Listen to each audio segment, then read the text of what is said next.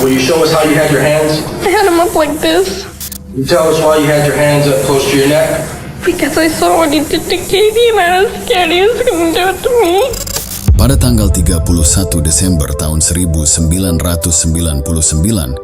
Crystal Surles yang berusia 10 tahun sedang menginap di rumah temannya, Kaylin Harris, atau biasa dipanggil Katie, yang pada saat itu berusia 13 tahun. Saat malam itu, ketika seorang pria asing memasuki kamar tempat gadis-gadis itu tidur, pria itu meraih Katie dari balik badannya, lalu menggigit batang lehernya. Dia kemudian beralih ke arah Crystal. Lalu pria itu juga menggigit leher Crystal hingga dia terjatuh ke lantai. Namun pada saat itu, Crystal masih dalam kondisi hidup. Walau terluka parah, dia berusaha untuk tidak bergerak dan berpura-pura mati. Crystal tetap diam sampai dia bisa melarikan diri dan mendapatkan bantuan dari tetangga. It was dark outside. I was in my pajamas, no shoes, nothing. I saw a light in the distance. I was like, that's my goal. That's where I need to be. I just got on the road and walked really slow to that light. Really, all I could think about was, just get to this house, just get to this house, just get to this house. And I just banged on their door and I hear a gentleman, he's like, who's there, who's there? And I can't talk, so I'm just banging as hard as I can on the door. I have a little girl just rang my doorbell. Pria asing mengerikan itu melarikan diri karena mengira kedua gadis yang berada di dalam rumah itu telah Singkatnya, setelah kejadian mengerikan di malam itu, pihak kepolisian melakukan penyelidikan dan melakukan wawancara kepada Crystal. Crystal memberikan detail yang cukup kepada seorang ahli seniman forensik untuk membuat sketsa yang akhirnya berujung pada penangkapan seorang pria bernama Tommy Lynn Sells. Ternyata Tommy mengenal pria bernama Terry Harris. Dia adalah ayah angkat Katie.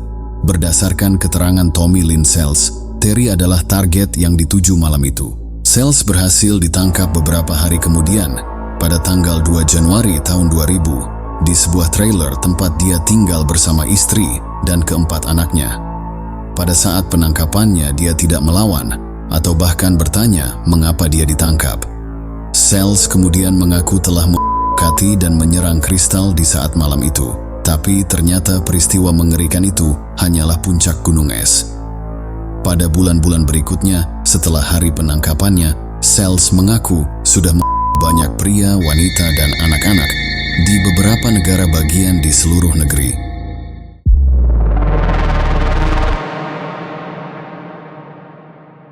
Tommy dan saudara kembarnya yang bernama Tammy Jean lahir di Oakland, California pada tanggal 28 Juni 1964. Ibunya yang bernama Nina Sells adalah seorang ibu tunggal dengan 3 anak lainnya ketika si kembar lahir.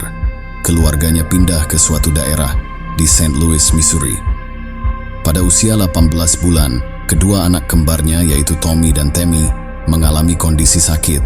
Mereka berdua mengidap meningitis tulang belakang, yang pada akhirnya hal itu membuat Tammy Jean, saudara kembar dari Tommy, itu meninggal dunia. Namun saat itu Tommy berhasil selamat. Singkatnya, setelah kesembuhannya, Tommy dikirim untuk tinggal bersama bibinya yang bernama Bonnie Walpole di daerah Holcomb, Missouri.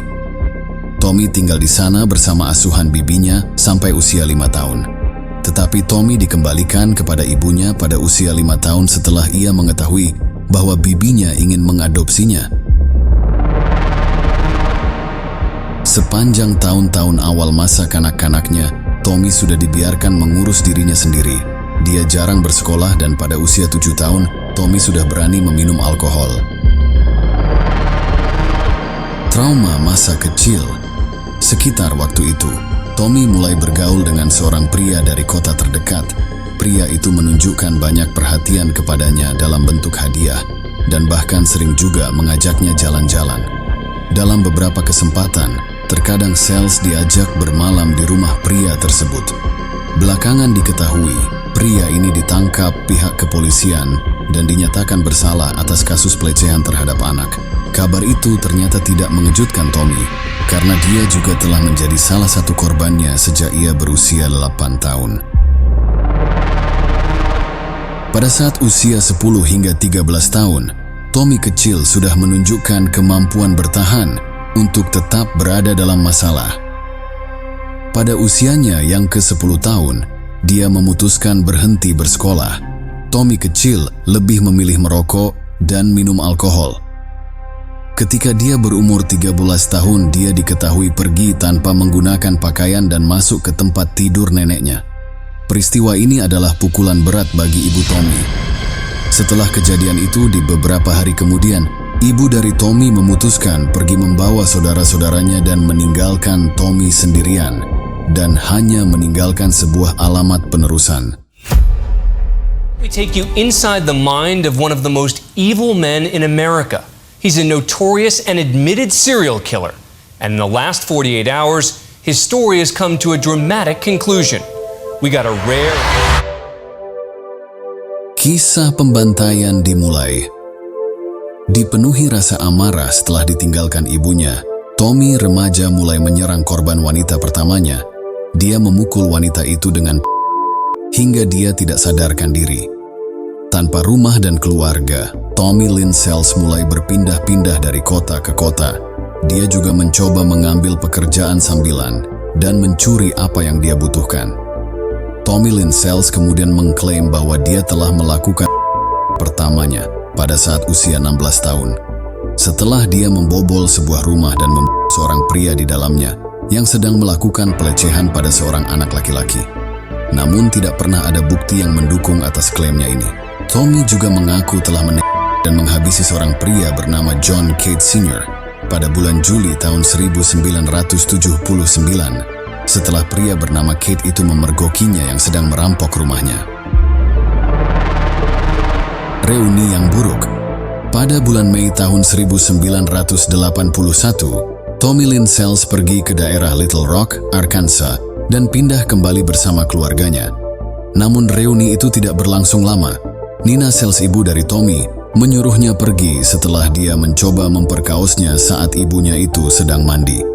Sangat bejat memang kelakuannya itu.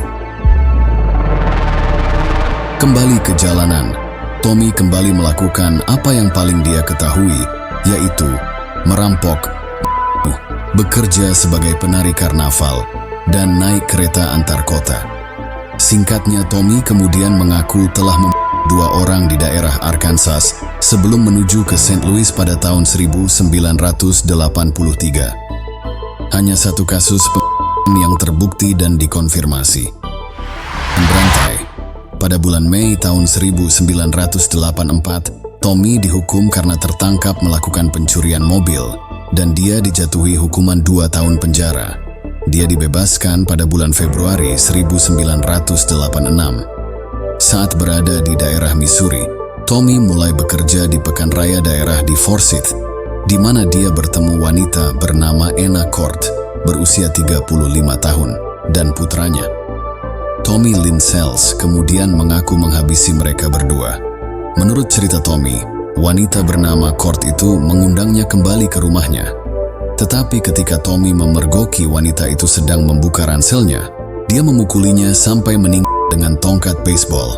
Dan entah apa yang ada di pikirannya, dia kemudian melakukan hal yang sama kepada satu-satunya saksi kejahatan tersebut, yaitu Rory, anak dari Court yang saat itu masih berusia 4 tahun. Mayat mereka ditemukan 3 hari kemudian, pada bulan September tahun 1984. Tommy kembali di penjara karena mengemudi dalam keadaan mabuk setelah menabrakkan mobilnya. Dia pun kembali ditahan di penjara.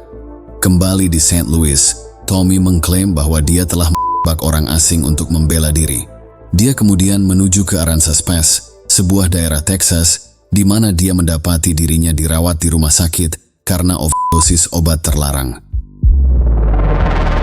Setelah keluar dari rumah sakit, dia mencuri mobil dan menuju ke daerah Fremont, California. Selama di Fremont, para penyelidik yakin dia juga bertanggung jawab atas kematian Jennifer Dewey, wanita berusia 20 tahun, yang ditemukan dengan luka. Mereka juga yakin Tommy menghabisi Michelle Xavier, seorang pemuda berusia 19 tahun, yang ditemukan dengan luka di tenggorokan. Pada bulan Oktober tahun 1987, Tommy tinggal di daerah Winnemucca, Nevada, bersama seorang wanita bernama Stephanie Stroh, yang saat itu berusia 20 tahun. Tommy mengaku membius Stroh dengan LSD, kemudian dan membuang tubuhnya dengan mengikat kakinya dengan beton dan memasukkannya ke sumber air panas di gurun. Namun kasus kejahatan ini tidak pernah terkonfirmasi. Tommy Lynn Sells mengatakan dia meninggalkan Winnemucca pada tanggal 3 November dan menuju ke arah timur. Pada bulan Oktober tahun 1987, Tommy juga mengaku telah membunuh seorang bernama Susan Korch yang berusia 27 tahun di daerah Amherst, New York. I don't have no feelings no more, no emotion, no. Uluran tangan, seorang pria bernama Keith Dardeen adalah korban berikutnya yang mencoba berteman dengan Tommy. Dia melihat Tommy menumpang di daerah Ina, kota Illinois, dan kemudian menawarinya makanan hangat di rumahnya. Namun balasan apa yang didapatnya, Tommy ternyata malah menembak pria bernama Dardeen itu, lalu memotong. Selanjutnya, setelah perbuatannya itu, dia juga menghabisi putra Dardeen yang saat itu masih berusia 3 tahun, yang bernama Pete. Tommy dengan palu, lalu mengarahkan kemarahannya pada istri Dardeen yang saat itu sedang hamil, wanita bernama Elaine, yang saat itu Tommy berusaha memperkaosnya. Serangan dari Tommy itu menyebabkan Elaine secara tidak sengaja melahirkan, yang padahal saat itu usia kandungannya baru memasuki 7 bulan. Wanita bernama Elaine itu pun melahirkan putrinya. Sebenarnya, ibu maupun anak perempuannya itu masih dalam kondisi selamat. Namun naasnya, pria kejam bernama Tommy Lynn Sells itu malah di keduanya sampai meninggal di tempat. Tommy melakukannya dengan menggunakan tongkat. Dia kemudian memasukkan tongkat pemukul itu ke dalam amal dari Elaine, memindahkan anak-anak dan ibunya ke tempat tidur, lalu kemudian pergi. Tragisnya, peristiwa kejahatan itu tidak pernah terpecahkan selama 12 tahun, sampai Tommy Lynn Sells mengakui perbuatannya. Julie Ray Harper, singkatnya, pada tahun 2002, seorang penulis kasus kriminal bernama Diane Fanning mulai melakukan surat menyurat dengan Tommy. Saat itu Tommy sedang menunggu hari eksekusinya di kota Texas. Dalam salah satu suratnya kepada Fanning, Tommy mengakui tindak kejahatannya atas penghilangan nyawa kepada seorang anak bernama Joel Kirkpatrick yang saat itu berusia 10 tahun. Tragisnya, ibu dari Joel Kirkpatrick yang bernama Julie Ray Harper malah dituduh sebagai pelaku dan menjadi tersangka. Ibunya dinyatakan bersalah atas kasus kematian anaknya itu dan ditahan di penjara. Tommy Lynn Sells pada akhirnya memberitahu Fanning dalam wawancara berikutnya bahwa wanita bernama Julie Ray Harper itu telah bersikap kasar padanya di sebuah toko serba ada. Jadi untuk membalas dendam, Tommy mengikutinya saat berjalan pulang dan menghabisi anaknya itu. Berdasarkan pengakuan tersebut, bersama dengan kesaksian Fanning di Dewan Peninjau Penjara dan bantuan dari Innocence Project, pada akhirnya menghasilkan persidangan baru bagi Julie Ray Harper yang berakhir dengan pembebasannya dari hukuman. I think every time I killed that guy that molested me all them years. I seen that in my mind over and over.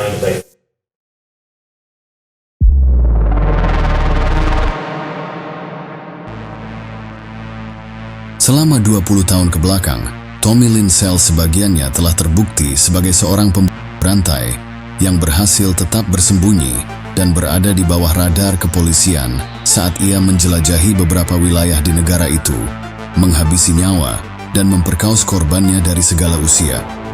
Selama sebagian pengakuannya itu, dia pun mendapat julukan "pantai ke pantai" ketika menggambarkan aksi yang dia lakukan. Berdasarkan pengakuan Tommy Lynn Sells selama bertahun-tahun, berikut adalah daftar korbannya yang dapat disusun, meski tidak semua klaimnya terbukti.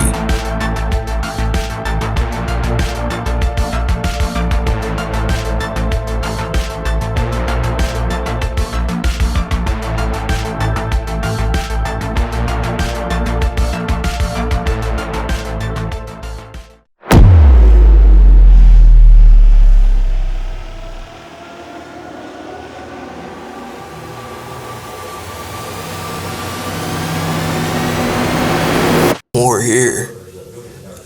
ever suffer in that grave. I have to live with it every day now. When they kill me, at least I'll be free then. Pada tanggal 18 September tahun 2000, Tommy Lynn Sells mengaku bersalah dan dihukum atas aksi kejahatan besar-besaran.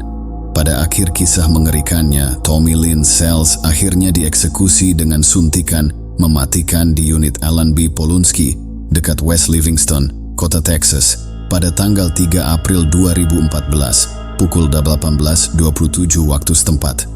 Dia menolak untuk memberikan kata-kata terakhirnya. So what if I called you something that you didn't like? And you'd think about killing me? Well, if we was in a fight and you die,